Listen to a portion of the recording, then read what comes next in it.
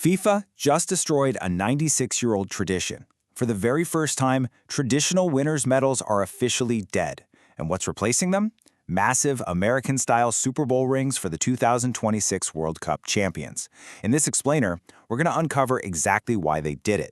Get this, exactly 2,026 of these rings exist in total. Just 30 are going to the actual winning team. But FIFA, well, they're aggressively marketing the remaining 1,996 rings to fans worldwide. The retail price for one of these? A staggering $12,000 each. So, this brings up a massive question for us. Is this still the beautiful game, or is it just a multi-million-dollar corporate monetization machine now? Let's go ahead and expose the hidden corporate marketing architecture that's actually driving this sudden and, honestly, shocking decision. Part 1. The Americanization Timeline. Building the Spectacle.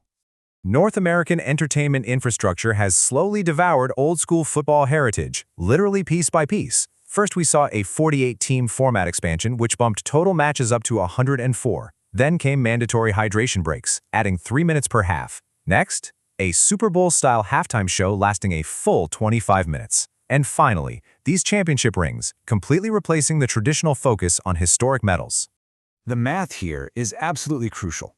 Out of the 2026 total rings, 30 bespoke pieces are reserved for the champions, whether that's Spain or Argentina, with temporary versions awarded right there on the field.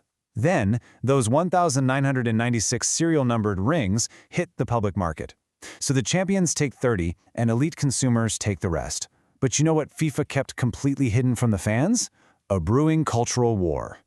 That brings us to Part 2, the cultural friction, tradition versus entertainment. Traditional sporting heritage has collided violently with this highly polished North American entertainment model. Look, old-school heritage meant historic gold medals. It meant strict 15-minute halftimes and 2 uninterrupted 45-minute halves. But this new corporate spectacle?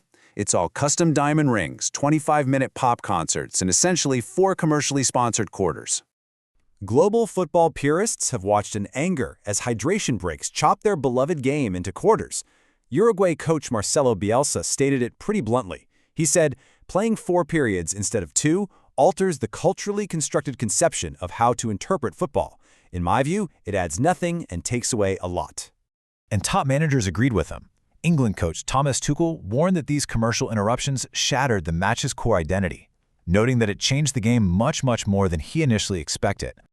Naturally, social media purists immediately erupted. Over on Reddit, fans accused FIFA of Americanizing football. They called the rings a tacky cash grab perfectly disguised as innovation, condemning the whole thing as a gross commercialization of international heritage. But here's the thing. What the fans didn't realize was the inescapable economic trap that's actually driving these decisions. Which leads into Part 3, the economic trap, the billion-dollar machine. This financial juggernaut is scaling up rapidly. Think about it. Qatar 2022 generated $5.8 billion, but North America 2026, we're looking at a projected $10 billion. Competing teams jumped from 32 to 48, and total matches spiked to 104. Because of this, a standard 30-second ad slot skyrocketed to an insane $750,000. FIFA is absolutely hunting that historic $10 billion milestone. Corporate partner brands pushed hard for these changes too. And why?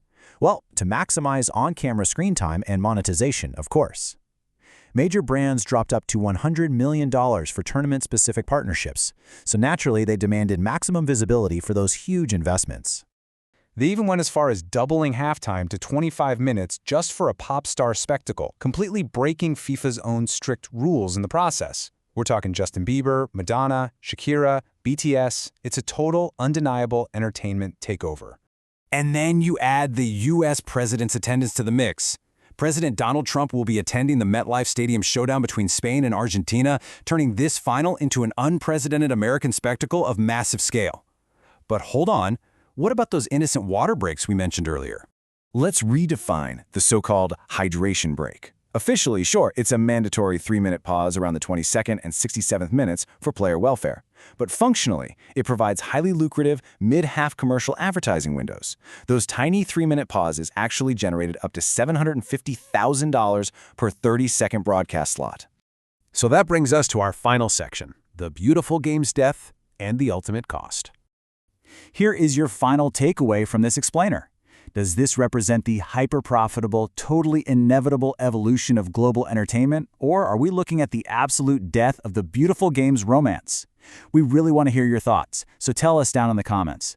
Is football just evolving, or is the romance officially dead? Thanks so much for joining us, and I'll catch you next time.